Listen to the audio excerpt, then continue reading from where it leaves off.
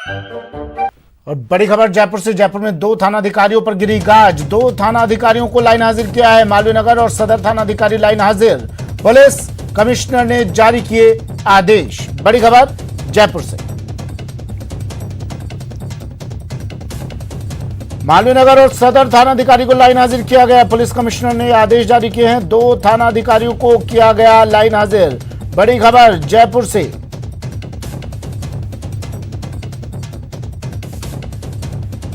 सौरभ गृहस्थी मेरे सहयोगी फोन लाइन पर जुड़ गए हैं। सौरभ, क्या वजह रही, क्यों इन्हें लाइन हाजिर किया गया है? देखिए, मैं आपको बता दूं कि मालवीय नगर के थानाधिकारी शकील अहमद और सदर थाने के थानाधिकारी राजन सिंह को लाइन हाजिर किया गया है।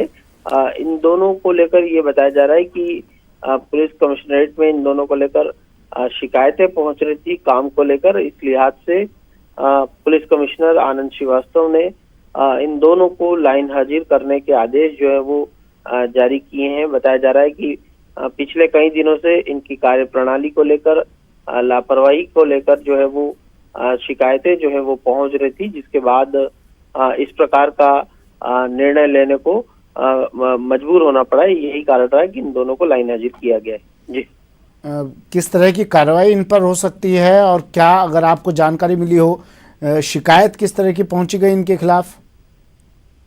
देखिए, कार्य को लेकर ही शिकायतें जो है वो पहुंची हैं। इस प्रकार की बात जो है वो सामने आ रही है और ये पिछले काफी समय से ये शिकायतें पहुंच रही थी, जिसके बाद ये कार्रवाई हुई है। और लाइन हाजिर होना ही एक बड़ी कार्रवाई है इन दोनों के लिए। इस लिहाज से जो है वो पुलिस कमिश्नर आनंद श्रीवास्तव ने ये आदेश जो है वो जारी कर दिए हैं।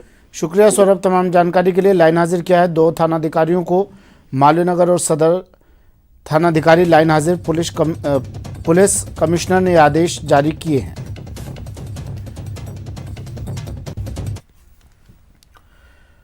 और बड़ी खबर जोधपुर से आ रही है। नारकोटिक्स कंट्रोल ब्यूरो की बड़ी कार्रवाई। नशीली टैबलेट की बड़ी खेप बरामद की है। 6 लाख से ज्यादा नशीली गोलियां जब्त। पुलिस ने 4 आरोपियों को हिरासत में लिया है।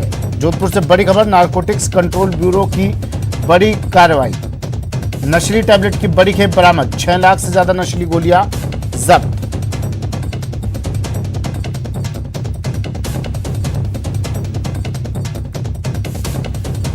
ललित जोधपुर से फोन लाइन पर जुड़ गए हैं। ललित, किस तरह की कार्रवाई की गई, क्या जानकारी? देखिए Sumit, Ajmer narcotics control bureau को सूचना मिली थी कि गुजरात से पंजाब के बीच में ट्रक चल रहा है जिसमें नशीली गोलियों की खेप चल रही है। उसके बिहार पे बीएसएफ की मदद ली गई। फलोदी के बाप इलाके में ट्रक में पड़ा गया, जिसमें 2 बैग में करीब 1,05,000 गोलियां बरामद हुई। उसके बाद ट्रक ड्राइवर से पूछताछ हुई तो उसमें 3 और लोग जो हैं उसमें गिरफ्तार किए गए। तमाम लोगों से पूछताछ के बाद जोधपुर के कई इलाकों में भी गोलियां बरामद हुई है। अब तक बताया जा रहा है कि 6 लाख नशीली गोलियां जब्त की जा चुकी हैं। 4 आरोपी हिरासत में लिए गए हैं। फिलहाल उन्हें कोर्ट में पेश किया गया है और उन्हें रिमांड लेने की प्रक्रिया चल रही है। ठीक है, शुक्रिया ललित तमाम जानकारी के लिए। तो नारकोटिक्स कंट्रोल ब्यूरो की बड़ी कार्रवाई। नशीली टैबलेट की बड़ी खेप बरामद। जोधपुर से बड़ी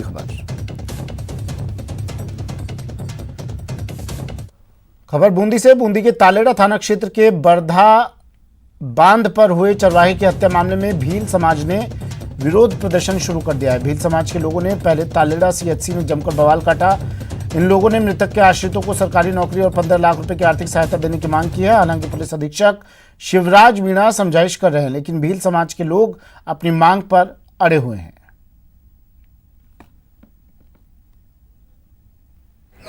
बरदा डैम, अल्फानगर बरदा डैम पे जो मर्डर हुआ, उस मर्डर में जो उनको बाबूलाल जी भील को यहाँ लाया गया, हॉस्पिटल लाया गया। वो उनका पोस्टमार्टम के लिए बात हुई और पीसी मालो साहब ने बोला कि इसको आप मार के लाए हो। फिर सेकंड बार उन्होंने बोला कि इसकी खून की उल्टी होने से मृत्यु हुई है, ना कि कोई मर्डर। चैन सिंह मेरे सहयोगी फोन लाइन पर जुड़ गए हैं। चैन, ये विरोध प्रदर्शन हो रहा है यहाँ पर, क्या कह रहे हैं ये लोग और क्या कुछ इनके साथ समझाइश की कोशिश की जा रही है?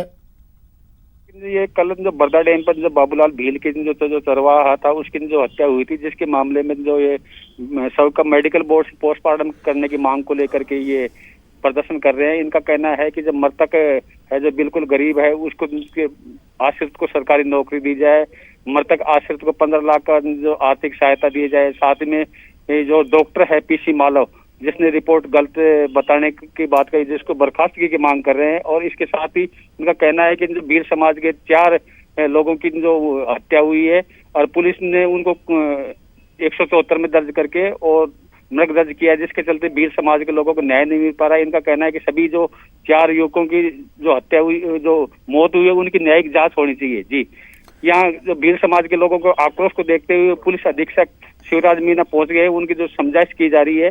और जैसा कि शिवराज मीना का कहना है कि जो शव का जो मेडिकल बोर्ड से 3 सदस्यीय डॉक्टर से पोस्टमार्टम किया जा रहा है, लेकिन ये जो भील समाज के लोग हैं मुर्दाघर के बाहर बैठे हुए हैं, इनकी मांग है कि जो शव का मेडिकल बोर्ड से पोस्टमार्टम होने के साथ साथ मृतक के जो पुत्र है उसको सरकारी नौकरी दी जाए और आर्थिक सहायता दी जाए, और इसके साथ ही डॉक्टर जो पीसी मालव है उसके विरुद्ध कार्रवाई की जाए। ठीक है, शुक्रिया चैन। तमाम जानकारी के लिए चैन सिंह मेरे सहयोगी हमारे साथ फोन लाइन पर जुड़े।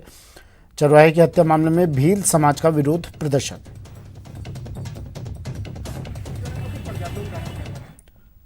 कांग्रेस प्रदेश प्रभारी अजय माकन प्रदेश दौरे पर रहे, जहां उन्होंने जयपुर और अजमेर संभाग के नेताओं से संवाद किया और सत्ता संगठन के कामकाज पर फीडबैक लिया। आज दिल्ली रवाना होने से पहले जयपुर में माकन ने कांग्रेस नेताओं से भी मुलाकात की। इसके बाद मीडिया से बातचीत में उन्होंने गहलोत सरकार की पीठ थपथपाई और सरकार के कामकाज की सराहना की।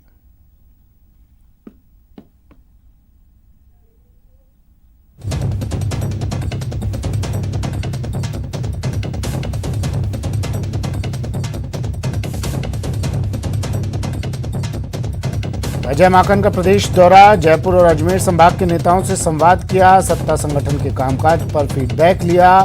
जयपुर में माकन ने कांग्रेस नेताओं से भी मुलाकात की दिल्ली रवाना होने से पहले, और जाते जाते उन्होंने गहलोत सरकार की सराहना की, पीठ थपथपाई।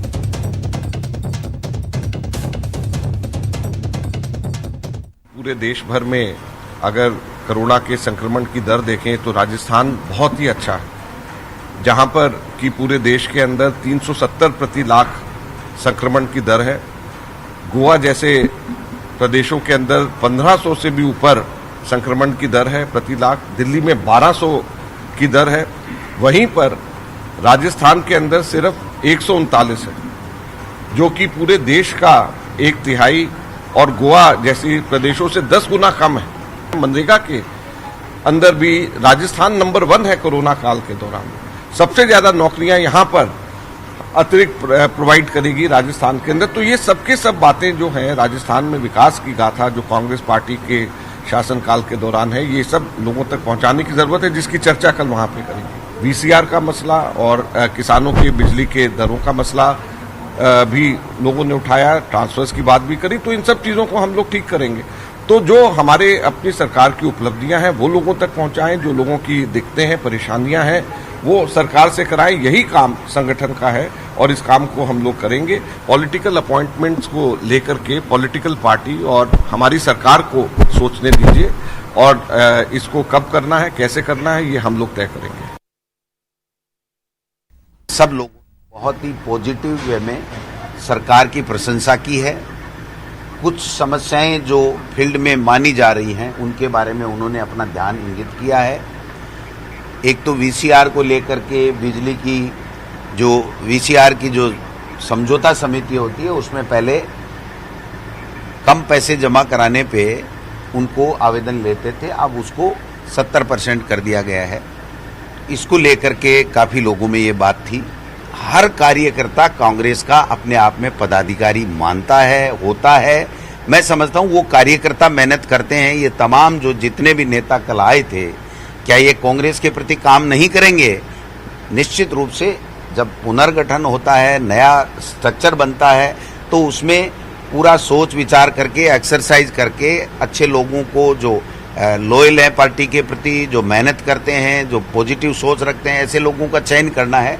और इस चयन की ही ये प्रक्रिया है कि अच्छा चयन हो, अच्छे लोगों का चयन हो। इसी प्रक्रिया के तहत ये जो संभागवार फीडबैक लिया जा रहा है।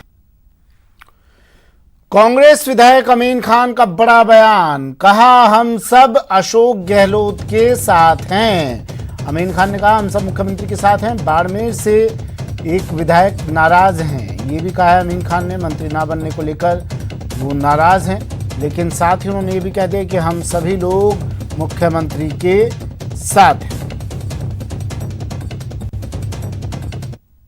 यही है, हमारा जिला पूरा एक है और अशोक गहलोत के साथ है और कांग्रेस में कोई फूट नहीं है।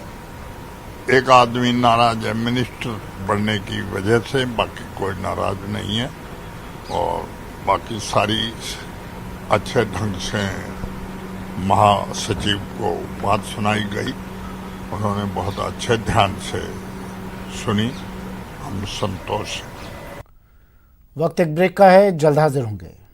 इसके बाद स्वागत है आपका। बड़ी खबर, जलदाय विभाग में आज अहम बैठक होनी है सुबह 11 बजे, यानी अब से कुछ ही देर बाद 10 मिनट बाद ये बैठक होगी। राज्य स्तरीय बैठक सीई हेडक्वार्टर की अध्यक्षता में ये बैठक होगी। सभी संभागों के सीई बैठक में शामिल होंगे। पानी सप्लाई के ढांचागत शुल्क पर चर्चा की जाएगी। पेयजल कनेक्शन की नई दरों पर भी चर्चा होगी। कनेक्शन की नई दरों पर मुहर लग सकती है।